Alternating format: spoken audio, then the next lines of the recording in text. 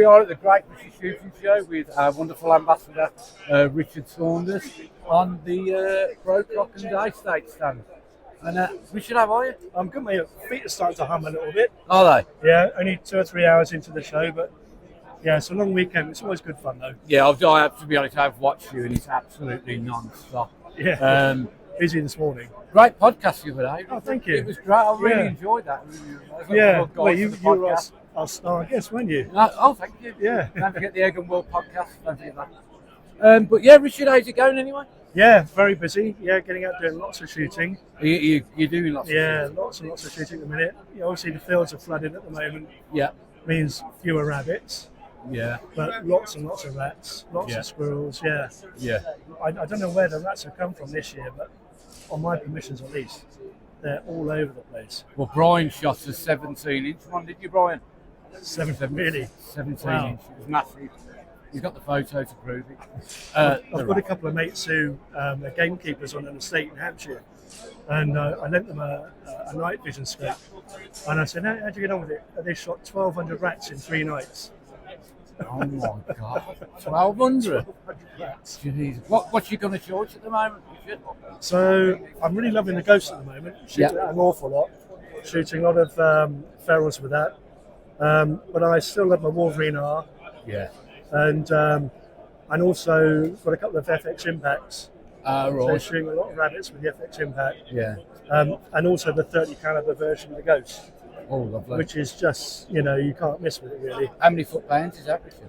I've got it running about 96 foot pounds. Wow. So you get about 50 shots from a fill. Got it, a 90 foot pound. Yeah. Oh, brilliant. And at that level, you do get a little bit of recoil, not much, Yeah. but it kind of feels like you're shooting. It feels like you're shooting 100 foot pounds. Yeah. How many's in the mag for that?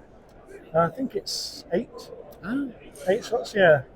decent size mag then. Which is you can do with a few more, but you can double them up back to back. Yeah. Not that I've done that, but 8 shots in a night. 8 rabbits is good enough. Oh, fabulous. And we shoot out of so one of our missions is it's a fruit farm. Yeah. It's been on the Airgun show a few times, and it's such a big area. And if you try and approach the rabbits on foot, they just run away. Yeah. But drive around in the truck, and they will. They're more jumpy than they used to be, Yeah. but they're a lot more tolerant of the truck. So go around in the truck, shooting up, spotting with a thermal spotter out the window, and shooting out the window out to about sort of 70, 80 metres with a 30 cal Ghost. And it's great, wonderful. Because we touched on that on the podcast. Me and Richard and Matt prefer to use a thermal spotter as opposed to a thermal scope for the simple reason you can't see anything in front of the thermal spotter. Yeah. So we're the same. We use the thermal spotter to spot, and then just switch over to the night vision to take the shot. I've got this thing. I meant to mention on the podcast.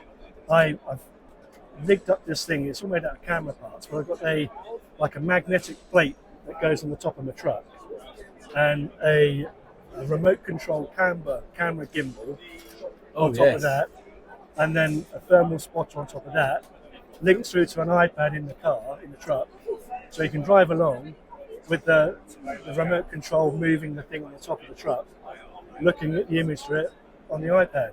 And there was me thinking I was being these with a thermal spotter. Well, it saves me, because before I'd sort of be hanging out the window, driving and looking out the window, going into ditches and crashing into things. Yeah. It's just the most fantastic thing in the world. Sometimes you get a bit disorientated and you think, well, where the hell is the thing pointing at now? Yeah. But once you've got the hang of it, really, really good. And not that expensive either. I think it cost me 130 quid, all that, something like that. Fantastic. And plus, obviously, the So that's a spotter. good idea for you guys. Yeah. Also, while I'm on, do not forget to subscribe. And I'm not saying this, I've known Richard a fair few years. I'm not just saying this. Alpha Militaria, the gun review, is just a no-nonsense, non-biased, cracking channel. Oh, thanks, seriously. Gordon. No, Thank you. We've said it before. There's no airs and graces about Richard. He certainly dots all the I's, crosses all the T's, and everything you want for a gun review. Actually, we've got a couple coming out in the next couple of weeks on a couple of interesting guns. One is the Remington Vought, Oh, right, yeah. which is this big bolt action, air cylinder around the barrel.